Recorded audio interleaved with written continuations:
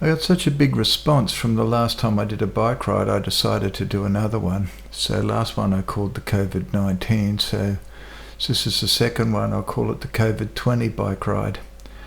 Firstly, I did a time-lapse up on the roof of, and this is just about 1/3 of the city of Bangkok.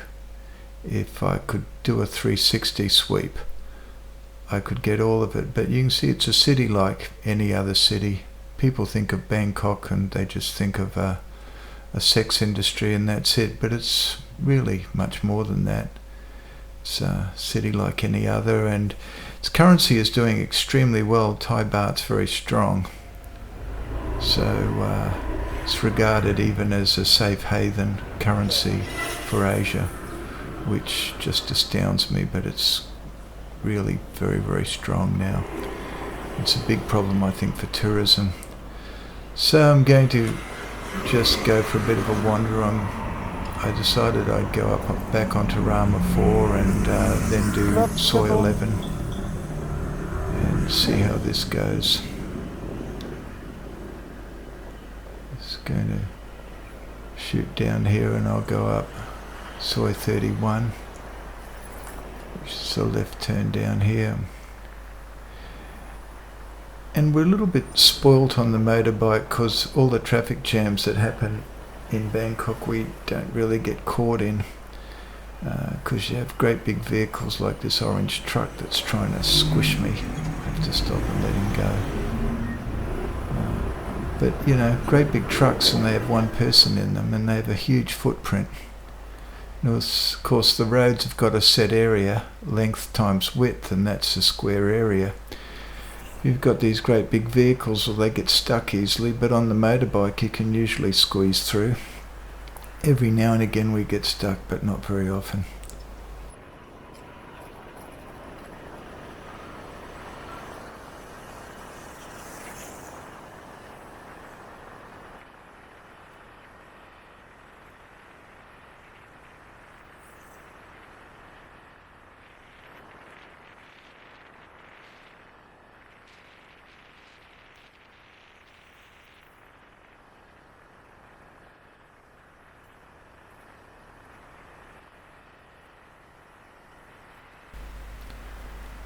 Coming up here on the left is a shopping centre, and it has an Aubon pan in it. Can't really see it that well, but that's where I have coffee most weekends with my good friend Bruce. And we're just going to turn left on the Sukhumvit and head down.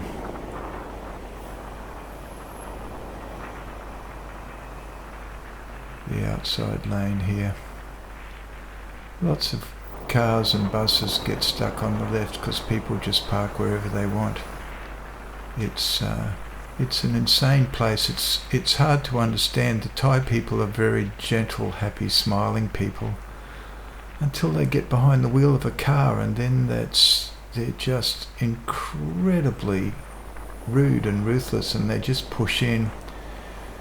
And if they drove this way in America, someone would just pull out a gun and shoot them, but then they don't take it personally. It's not like they're cutting each other off.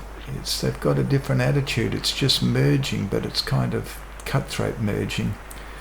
So if there's a square metre in front of your vehicle and another vehicle or bike can fit in there, you might as well use it. So people just push in and shove each other and cut each other off, but hardly anybody beeps the horn. You go to Hong Kong or New York or most cities, you cut somebody off and 10 cars behind will all be beeping their horns, especially if they're taxis. But here they just are very relaxed about it, even though they're driving in a really cutthroat way. I'm just going to head down here, and this is, I think, Soi 26. It's a very beautiful soi, and lots of overhead canopy with the trees.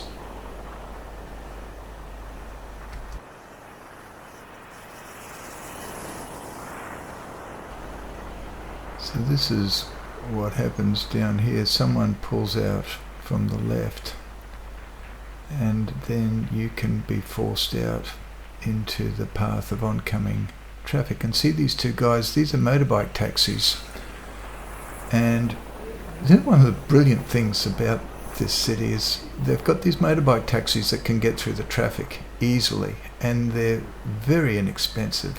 For like 60 cents to $1 you can go quite a long way. And they have little motorbike taxi ranks, and you just rock up to them and tell the driver where you want to go, and you just jump on the back and he gets you there. And they're really good bike riders. I mean, a few of them have accidents, but they don't have accidents very often. And given how crowded it is, I think there's 12 million cars in Bangkok, and that grows by 10% a year, so it's just not sustainable. But it's such a terrific way to get around, and it's inexpensive, and it's really efficient.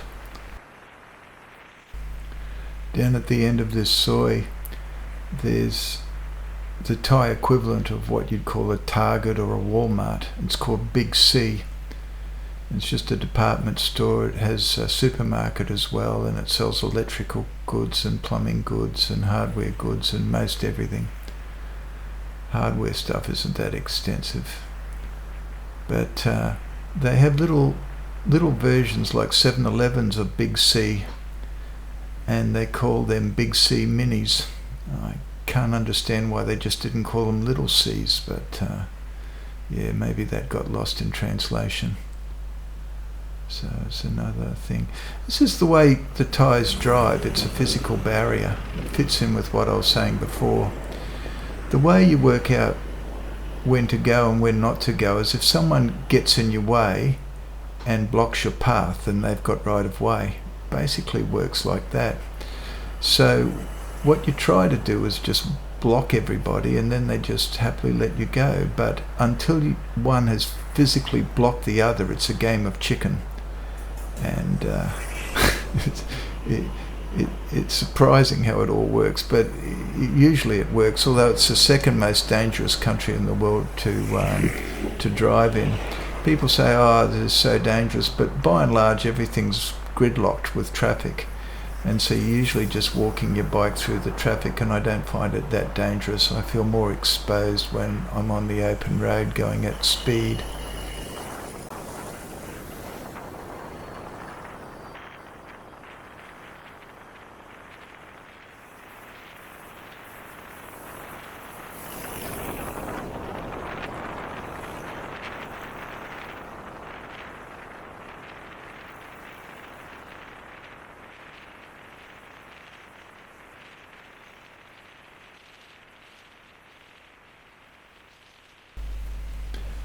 Up here I'm going to do a U-turn, and this is where I use another Indian trick. If you are going to go across an intersection or do a U-turn, you try and find a car to sit in the path of the oncoming traffic to work as a blind. So if a car comes out of nowhere and hits them, it hits that car and you just ride away, which is what I've just done here. So now we've done a U-turn on Rama 4, and we're heading back down.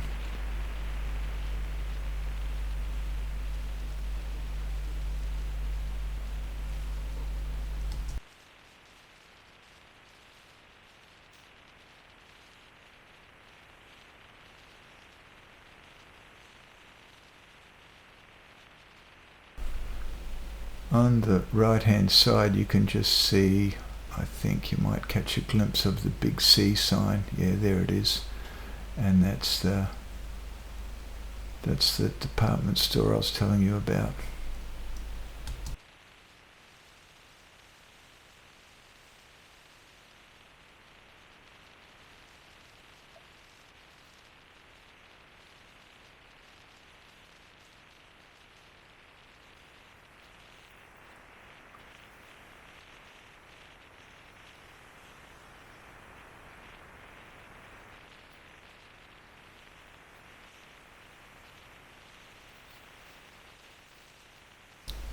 It's a little more traffic today than I thought there'd be, but Bangkok's been locked down for the best part of a month now. I think everybody's getting quite sick of it and trying to get out and stretch their legs on a Saturday morning. Conversely now, Pattaya and Phuket have been locked down completely.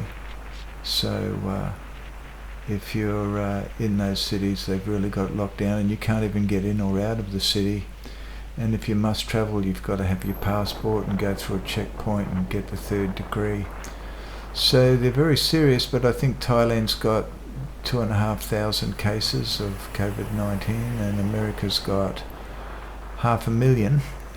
So, it's still doing quite well and it's still quite rare, but they're not taking it lightly, they're taking it very seriously.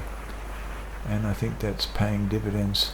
That's the hottest part of the year. They have a water festival called Songkran, which is basically where people get water pistols and buckets of water and delight in wetting each other on the streets.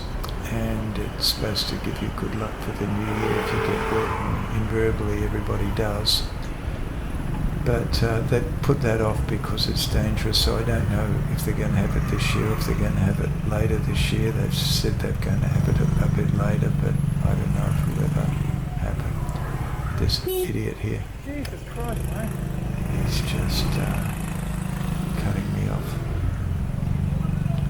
So normally they're a bit better, the bike riders, but this delivery driver, I don't know if he's looking for something or where he's going.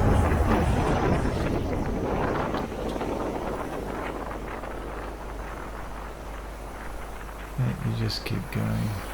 I'll foot it through this intersection and go down. I'm going to go down that same arterial road. I might splice a bit of it out just to save time.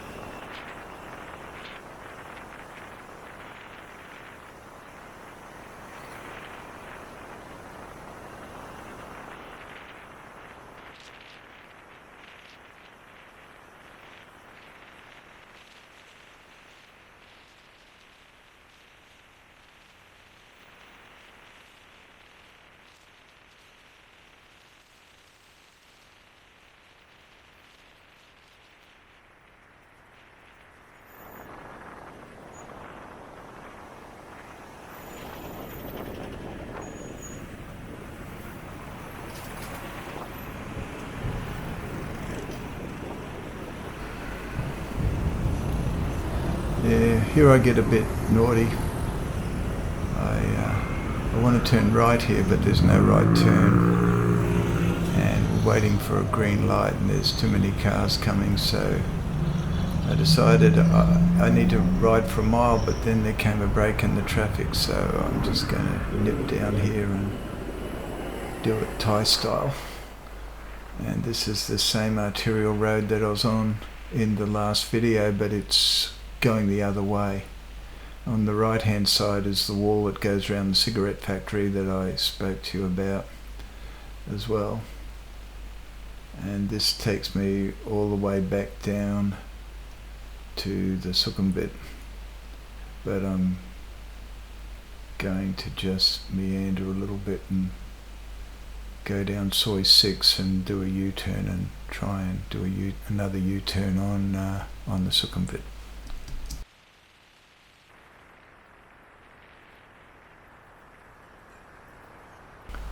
This is a shortcut taught to me by the taxi drivers. They all do this. Taxis, they don't really stand on ceremony. They go whichever way they can and bypass the one-way streets and the no right turns. And so this is part of a shopping centre. Just got a Starbucks in it. Comes out on Soi 2. And it's just been turned into a thoroughfare, and they're very live and let live. They don't mind. A cars just come through all day. It's like a thoroughfare. And then down here is another car park, but if you're wanting to just go through that, it'll cost you 20 baht, which I don't know, isn't much, 40 cents or something if you're in a car. But if you're on a motorbike, you can just go through for free. And so this is the one I just go through, and they give you a little side track for the bikes to go through.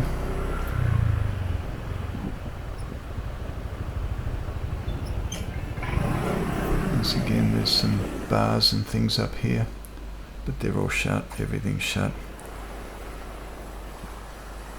No one's around. The area's just about completely deserted. There's another motorbike taxi. I don't think they've got much work at the moment, neither do the taxis. This is the other thing I'll show you. The taxis will hang out in these sois and try and get a foreigner and charge them 2 to 3 times the fare. It's colloquially known as ripping off the tourists, or we're called Farangs, which is short for foreigners. It's really the Thai word for French, because the French were involved in Thailand for a long time. But anyone that looks Caucasian is called a Farang. I'm just going to turn left here, go on the Soy 6. Some more bars on the right, they're all shut.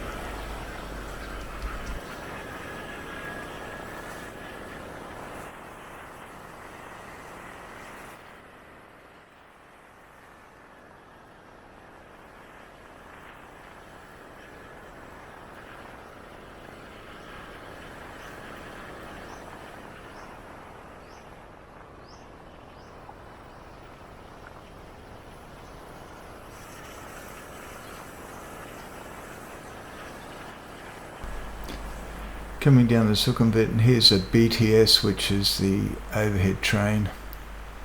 You think of the London Tube, but it goes up in the air, and it's getting bigger and bigger, and every BTS station seems to slow down the traffic because people are getting in and out of taxis or cars or on motorbike taxis.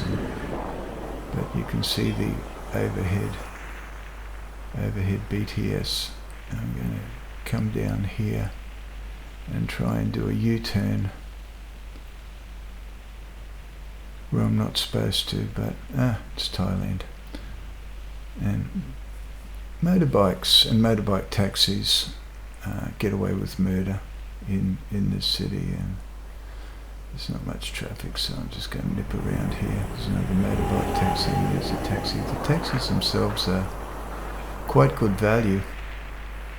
If you get an honest taxi driver, for a couple of dollars you can go for miles. It's incredible how far you can go for $2 or $3. And so they're terribly good value, and that's why you don't really use Uber.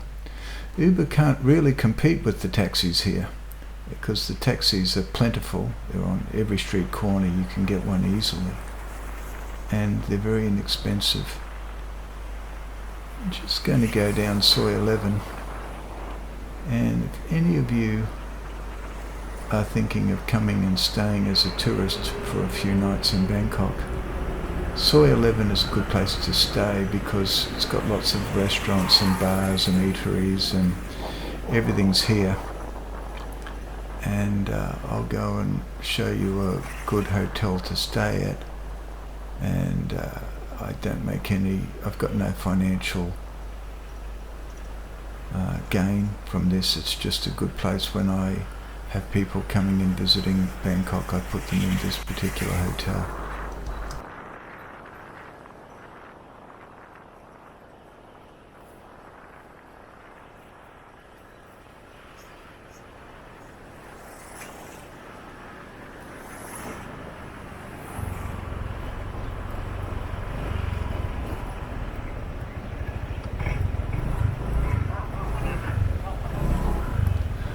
Okay, so this is called the Grand President Hotel in Soy 11. I'm just panning up and panning down.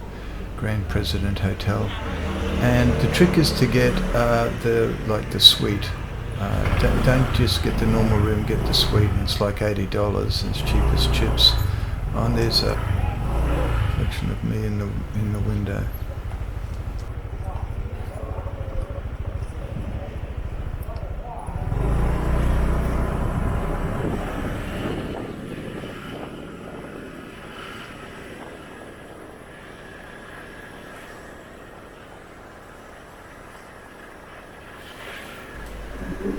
So see all these taxis parked down here. Usually there's a lot more, but they sit out the front of hotels, and we call them the taxi mafia. And instead of using the meter, they try to give you a fixed price, which is usually 2 to 4 times what you'd pay if you got an honest taxi driver, and he used the meter. And I kind of hate them. I mean, even when they rip you off compared to taxis overseas, it's still not a lot of money. But the fact that they're trying to cheat me, that drives me insane. And I don't mind if I get an honest taxi driver. I'll often pay the same amount, but I'll just give him a tip. But the difference is that he's honest. If they try to rip me off, then I'll give them nothing. But conversely, if they're honest, I'd be quite generous, because the fares really are very inexpensive, and I can see it would be hard for them to make money. I just don't like the way they go about it. The other problem is, because they sit there, there's a lot of taxi shortages sometimes for the locals. There's a huge population in Bangkok, and of course you've got all these taxis sitting blocking traffic in the sois where there's foreigners and tourists, and they could be taking locals around, so the locals get a bit upset. So when you pay them their inflated prices, it encourages it and creates difficulties for the locals. So if they don't use the meter, just out of principle, I'll just get out of the taxi. I won't even use them, and just get out another taxi. And the trick to it is walk up to the main road at the end of your hotel. Don't get it in the little side street where they're all just sitting and waiting. If you go up to the main road and flag down a taxi, you'll get an honest taxi who'll just put on the meter. And that's the way to get around the taxi mafia. I'm going to do another left turn here and work my way back out onto the Sukhumvit.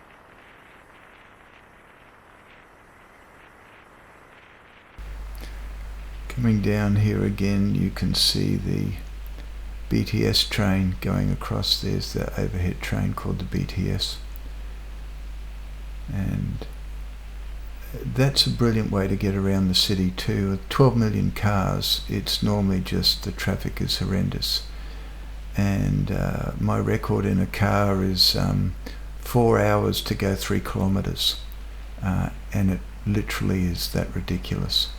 So if you can get on the BTS, you can get anywhere around Bangkok quite easily, and from there you can jump on the back of a motorbike taxi. And if you're needing to do it in a time efficient way, that's the only way to do it. And now I'm just wandering through the traffic here. And this is the thing, so there's not much traffic, but you can see how the bike just carves through it like a knife through butter. And just squeeze. People are relaxed to say hello to them. Us bikers are nice guys.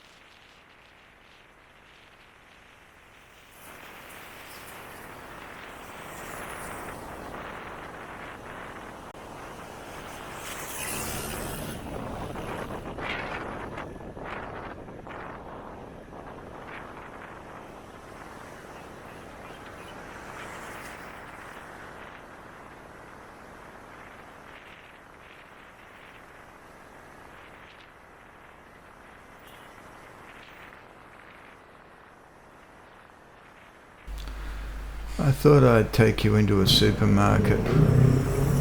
Well, I'm not getting off the bike because I'm dressed in black with a crash helmet and I've got this camera strapped on, so I look pretty much like the Borg. Always had a thing for 7 of 9. Anyway, go through and around here, and this is a shopping centre, and the shopping centres in Thailand are as good or better than anywhere else in the world. They're better than most of the shopping centres I've been to in New York or London, and people don't even know how good things can be in Asia. We're going to just nip through here. The bikes don't get caught by these boom gates, and I'll just try and see if we can look in a window, because I feel ridiculous enough riding around on this bike with a camera sticking out of my chest, but it'd be super ridiculous to walk around a shopping centre. Maybe one day I'll do that. So this is called Importia, the shopping centre. I'm just going to, as the guy's just put sanitizer on his hands. I'll just try and get, but inside there's supermarkets and a food court and eateries, and it's just beautiful. So can't see too much, but if you guys want me to walk through a shopping centre, then I will. People are enjoying these videos, so I don't mind making them. If you enjoy them, then drop a message and I'll make some more. I bought this camera and I bought this software for my computer, still working out how to use it, but I'm enjoying the experience. It's just for fun. I'm actually a full-time trader. I trade financial markets. I'm not looking to be a YouTube superstar or anything. I just do this for fun. So this is kind of a narrow little road, and it's packed with traffic. Normally no traffic again, or none to speak of, but when you get two big vans or two small trucks going in opposite directions, they can squeeze past each other with about a 1/4 inch clearance, 2 or 3 mils if you think in metric, and that's because of these big poles down the left-hand side. They said they're going to bury this bird's nest of wire. Why these wires turn out to be a mess is every time one of these wires gets a short, they just cut it off and run a new wire. They don't even pull the old one out, so they just become more and more, and it turns into a bigger and bigger mess. But you see similar things in New York. You take a taxi from New York, from LaGuardia or JFK into the city, and lots of what you see in New York looks pretty similar to Bangkok. It's surprising as that might be, or it's unsurprising. Anyway, just going to wander back down here. Get ready to put my bike in its parking spot.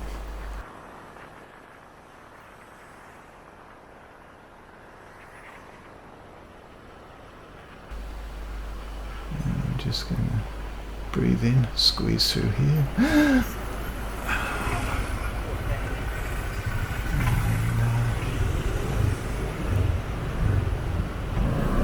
Edge through the traffic.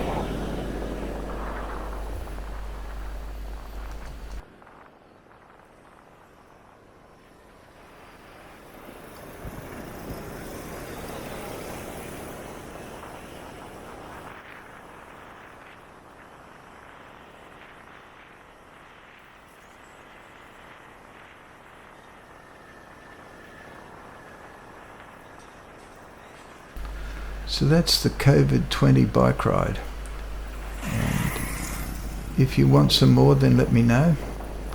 Otherwise I'll find something else to do with this camera that I bought. But I enjoy making it. Here's a bike going the wrong way down a one-way street with no crash helmet. That's typical Thai style. Okay everyone, take care.